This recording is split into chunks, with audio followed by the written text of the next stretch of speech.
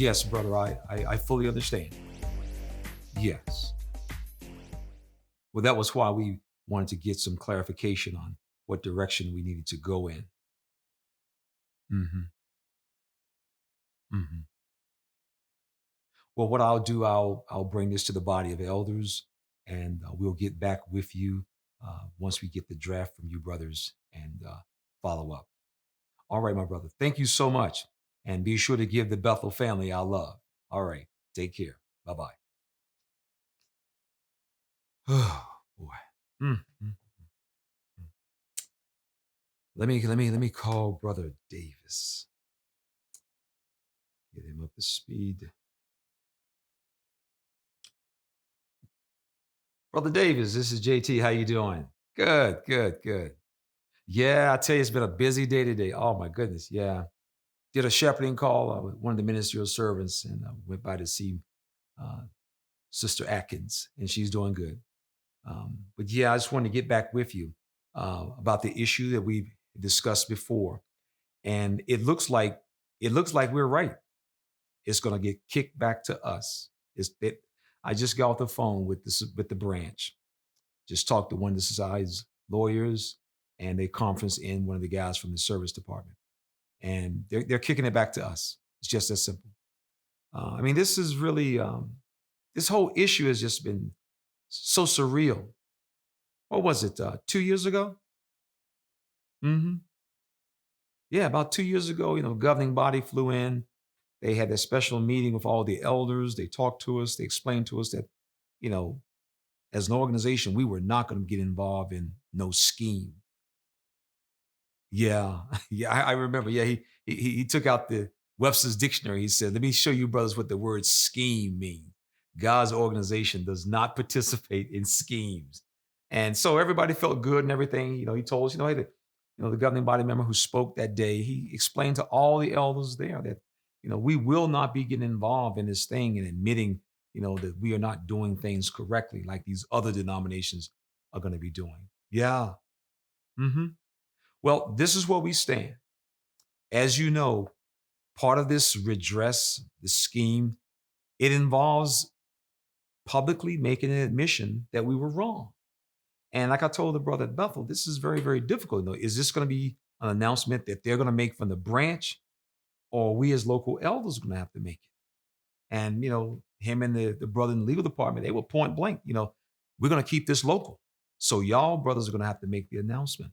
And I mean, it's going to be really difficult because, for the last 2 years, we've been walking around giving talks at the assemblies, conventions, kingdom halls, letting the friends know, look, if you hear something and the word abuse is used in Jehovah's people, we know it's from apostates. So the apostate lies, they're just spreading lies, trying to make us look bad. Yeah, exactly. Exactly. You remember the illustration he gave? He said, what was it? He said, can you imagine Jesus telling Judas Iscariot to give money to Caesar? Of course not.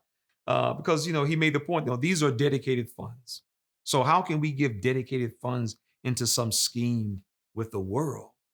But here we are. So we've got to get together and come up with who's going to make the announcement. And this is going to be really difficult because we've got to go on in front of TV cameras, print media, and sit there and while her and her lawyer, Tiffany Little, and we're going to have to admit that we handled her case wrong. And this is really messed up because we're going to be up there with a disfellowship person who's been disfellowship for apostasy, and we up there talking about we sorry, we made a mistake. I mean, oh my goodness. I tell you, man, I don't know what's going on sometimes. It's almost as if the society, the organization has just left us as elders out to dry, man. I know. All right, we'll get together then. Talk to you. All right, man. Be good. Bye-bye.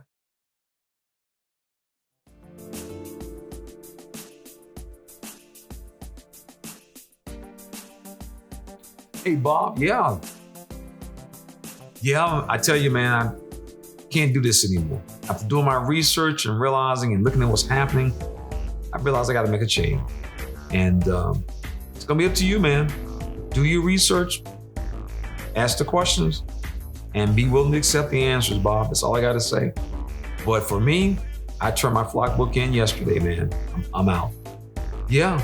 Well, we'll stay in touch. Talk to you later.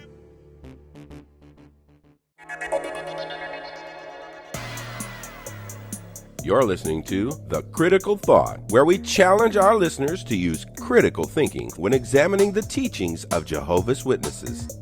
Who would have ever thought that the Watchtower would have agreed to participate in the Australian Redress program, the scheme as is often referred to? It's very important that people understand the purpose of the Australian Royal Commission. There's a specific role, a specific thing that they were trying to accomplish. And the Watchtower has literally, for the last 2 years, attempted to re-divert what that purpose was in that commission. And that is, they have attempted to put this issue of abuse onto the individual. When the Watchtower is asked, how do you handle this? They always say, when it comes to the police, we let the family take care of it. We let the individual take care of it. And they just go on and on. Then you will get actual Jehovah's Witnesses. They will repeat that. Well, it's up to the individual what they want to do. But you see, that was not the purpose of this commission. This commission had one simple purpose. They wanted to know the following. How do you, as an institution, not individual, as an institution, how do you handle this issue when it comes to your attention? That is all this commission wanted to know. And as a result, they asked the Watchtower, could you describe how you handle this as an institution and why? Why is that really an appropriate question? The answer is simple. The Australian government allows the Watchtower to operate in their country tax-free. And as a result, you owe us something. And what you owe us is to let us know that your operations are safe for children.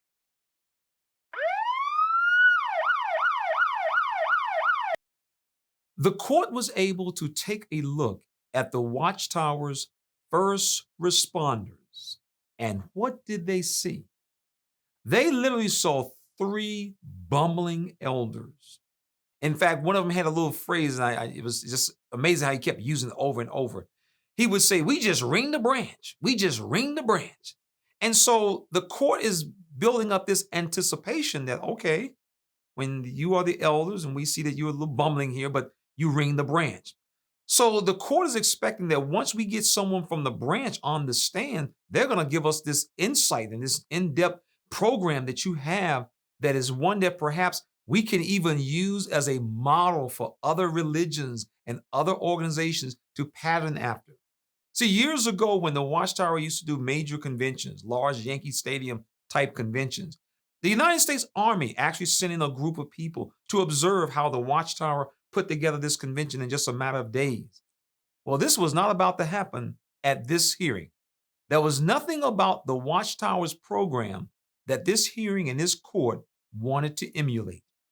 In fact, at one point, the judge, when interviewing one of the society's legal counsel, the head legal counsel, because of the answers they were getting, he literally read back in his seat and asked the lead counsel, he says, man, are you the top lawyer over at the Watchtower?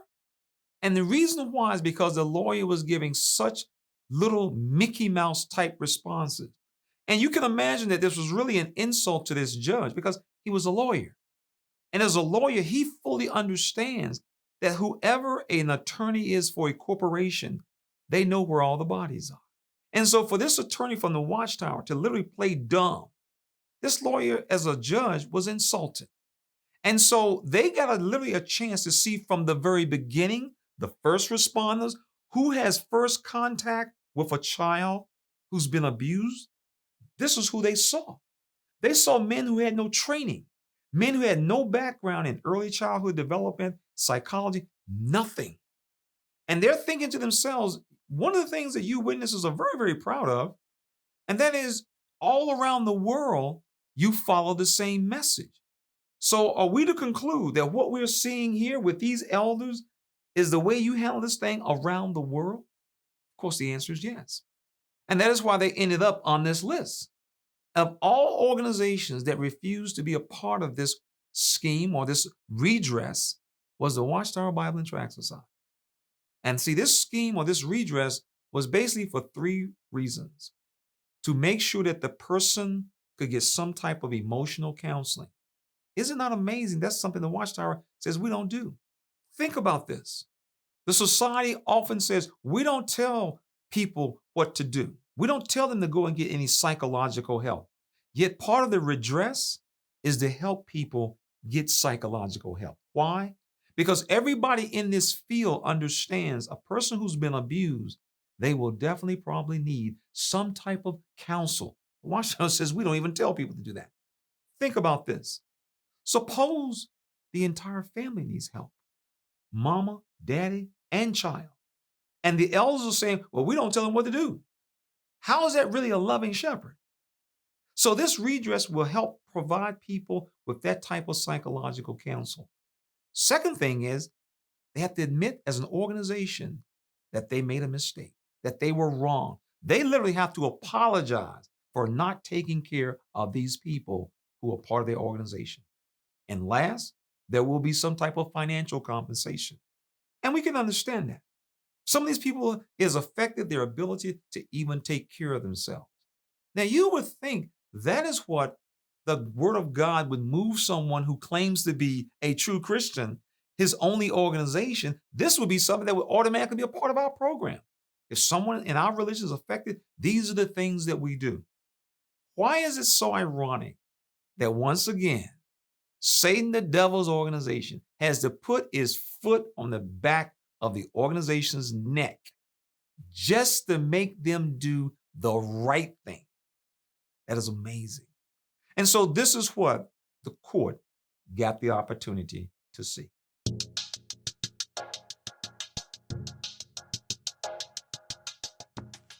Sometimes people ask the question, what is the difference between a righteous man and a good man? Well, the definition that most people will give is that the good man goes beyond, whereas the righteous man, he only does what is required. So if there's a person in a wheelchair and he's required to take this person 2 miles up the road and his house is actually 3 miles, the righteous man is going to say, I only have to take you 3 miles. You're going to have to get there the best way you can. The good man, he'll take him all the way there and help him get up the steps. And this is the same way it is with the Watchtower. It's interesting that the Watchtower's statement that's quoted in the newspaper is that we are now required. It's interesting how that this organization of God only does what it's required to do. We hear that often repeated over and over when it comes to child molestation cases. We will only report if it's required. So there is no ever a part that says this is the right thing to do, whether the law requires it or not. And here we see it again. The Watchtower is constantly kicking and screaming and being drugged all the way to where they're going. And that's what they did here. You see, the real reason that the Watchtower says we will now join this scheme is because it's going to cost them. And this is very interesting. One of the things that you will notice if you look back through the Jehovah's Witnesses history, if an issue involved you and I, where we were going to suffer for it, the Watchtower told us to take the hit, take the pain. But if it involves something where the organization is going to take the hit, the Watchtower has no problem revising the rules. We saw that in the case of blood in Bulgaria. They revised the rules. We're not going to disfellowship anyone. Of course, they moved it over to disassociating. And because the Bulgarian government, like most governments, didn't understand it, they got the same result. We saw with alternative service. Once they couldn't get into certain countries, they changed the rules. They didn't care about the people who were suffering. They just couldn't get into that country then. And the same here. The moment they told them, we're going to take your tax exempt status, they caved in. And I want you to think about this. Russell made this statement.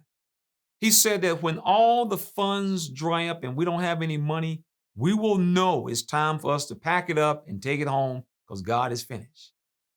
Is it not interesting that they would not test God and find out, is it time to pack it up and take it home? You would have thought they would have fought this all the way to the Supreme Court of Australia, and they would have decided, even if we lose, we are not going to concede that we are doing anything wrong, and we're not going to just turn over dedicated funds to you. But they didn't do that. They didn't even fight. There are literally children of Jehovah's Witnesses in first and second grade who put up a stronger fight for what they believe than the Watchtower did in this case. It is as if the lawyers told them, we don't have much of a chance, and they just caved in. So one of the things that we find very unique about the Watchtower, they're always changing the rules. And we just want to be very honest. A lot of people are going to look at this who are Jehovah's Witnesses. And there are going to be some where they're going to look at this and it's going to cause them to take that step back and ask those critical thinking questions. Unfortunately, as we will shortly see, family, friends, people we know and love, we may think if we present this to them, this is going to be their aha moment. Well, we're going to tell you that is one of the characteristics of a high control group or a cult. They will continue to make any excuse that they can for the organization. So time is going to be interesting as passes by and see exactly what happens. So all we can do is offer people an opportunity to see things that can help them to determine, is this where I need to be? And at that point, you step back. Don't get bent out of shape if your family and friends, even if you show them what's happening after they've denied having any problems. Because one of the things that this redress requires that they do is they have to be willing to admit they were wrong. Can you imagine that? In the skit that we showed, an elder was discussing that very dilemma, where now the organization is going to have to admit that they were wrong. Can you imagine admitting that you were wrong to a person that you also disfellowship, all because they kept on saying, you have mishandled my case? This is an organization that does not really care about its people. It only cares about itself. This has been JT.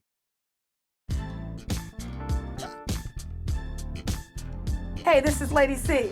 Thank you for tuning in to The Critical Thought. We appreciate having you in our audience. Not only that, but we invite you to subscribe to our channel and be sure to hit that bell so that you can receive notifications when we upload new content. Be sure to follow us on Facebook and Twitter and give us a thumbs up if you like this video. Thank you for being in our audience. This program was sponsored by Critical Thinkers.